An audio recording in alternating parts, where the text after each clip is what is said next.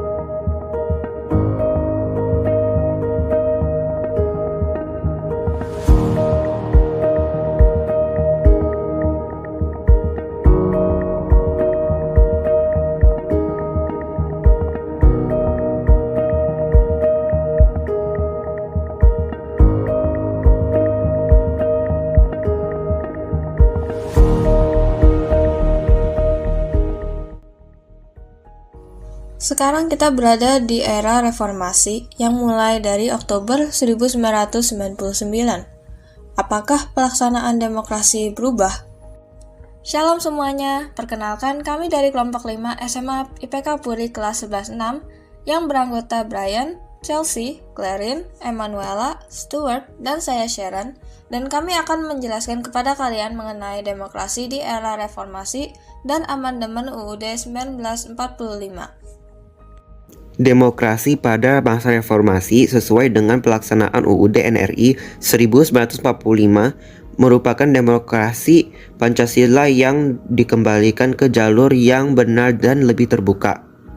Kedaulatan rakyat menjadi pusat pemerintahan yang dijalankan berdasarkan konstitusi. Ciri utamanya adalah adanya pemilu langsung, bebas, dan adil sebagai sarana utama menyalurkan suara rakyat.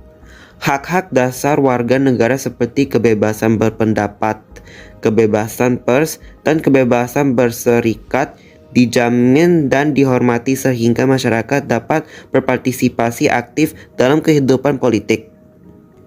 Selain itu, reformasi menegaskan desentralisasi kekuasaan dengan memberikan otonomi lebih besar kepada daerah untuk mengatur urusan lokalnya sendiri. Pemilihan umum juga dapat lebih inklusif, mencerminkan keberagaman masyarakat dan menegakkan prinsip bahwa kedaulatan rakyat dilaksanakan secara nyata dan bertanggung jawab berdasarkan UUD 1945.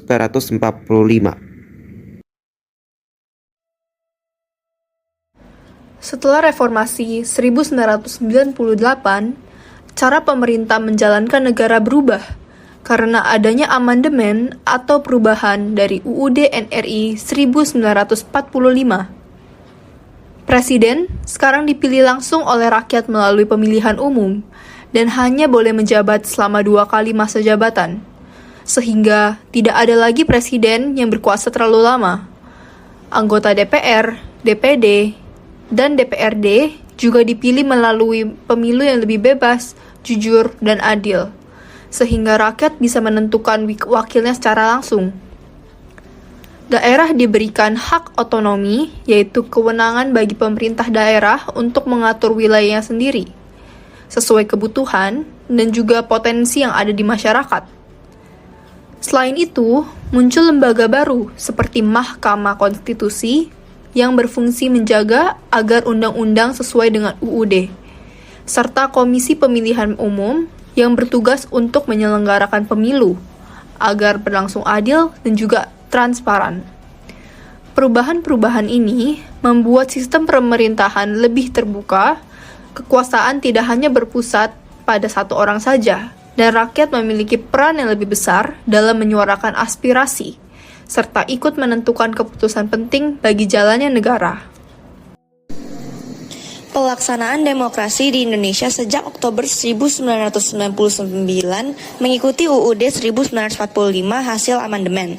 Perubahan ini membawa dampak besar dalam kehidupan politik bangsa karena masyarakat kini bisa memilih presiden dan wakil presiden secara langsung melalui pemilu, bukan lagi melalui MPR. Dengan sistem ini, rakyat punya kesempatan lebih luas untuk menentukan pemimpin sesuai pilihan mereka sendiri. Amandemen juga memperjelas pembagian kekuasaan antara Presiden, DPR, dan lembaga peradilan agar saling melengkapi dan tidak ada yang terlalu berkuasa. Hal ini membuat sistem pemerintahan lebih seimbang. Selain itu, UUD hasil amandemen menambahkan aturan khusus tentang hak asasi manusia atau HAM. Dengan adanya aturan ini, hak-hak rakyat seperti kebebasan berpendapat, kebebasan beragama, serta hak untuk mendapat pendidikan lebih dilindungi oleh negara. Tidak hanya itu, pemerintah daerah juga diberi kewenangan lebih luas sehingga setiap daerah dapat menguasai kepentingannya sendiri tanpa harus selalu menunggu keputusan pusat. Serta perubahan tersebut menjadikan demokrasi di Indonesia lebih adil, terbuka, dan memberi peran yang lebih besar kepada rakyat dalam mengatur jalannya pemerintahan. Era reformasi membuat banyak perubahan, salah satunya membawa kebebasan kepada banyak kalangan masyarakat, dan masyarakat juga diberi kebebasan untuk mengkritik kinerja pemerintah. Namun, reformasi juga menghadirkan tantangan tersendiri, terutama ketika kebebasan berpendapat sering disalahgunakan.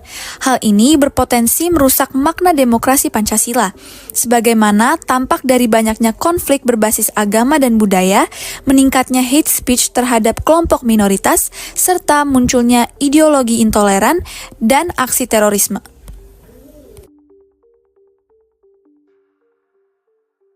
Harapan para demokrasi di masa depan adalah lembaga-lembaga penegak hukum seperti kepolisian, kejaksaan agung, dan pengadilan menjadi lebih profesional dan lebih adil dalam menjalankan tugas-tugasnya. Khususnya untuk pengadilan, diharapkan dapat benar-benar menjadi tempat mencari keadilan yang bebas dari intervensi, tidak memihak, dan terbuka untuk semua kalangan.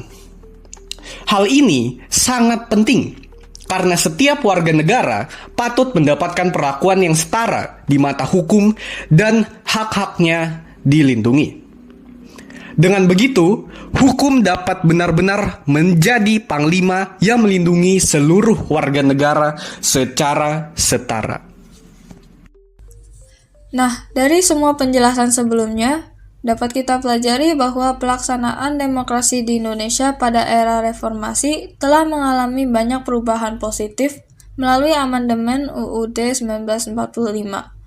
Demokrasi Pancasila dikembalikan ke jalurnya dengan menempatkan kedaulatan rakyat sebagai pusat pemerintahan. Hal ini ditandai dengan adanya pemilu langsung, bebas dan adil, perlindungan terhadap hak-hak dasar warga negara, serta pemberian otonomi lebih luas kepada daerah. Selain itu, sistem pemerintahan menjadi lebih seimbang dengan hadirnya lembaga-lembaga baru yang mengawasi jalannya konstitusi. Namun, Demokrasi juga menghadapi tantangan berupa penyalahgunaan kebebasan berpendapat, konflik, intoleransi, dan ancaman terorisme. Meski begitu, harapan ke depan adalah terwujudnya penegakan hukum yang lebih profesional dan adil agar demokrasi di Indonesia dapat berjalan semakin baik, terbuka, dan melindungi seluruh rakyat. Terima kasih sudah menyaksikan video ini. Tuhan Yesus memberkati.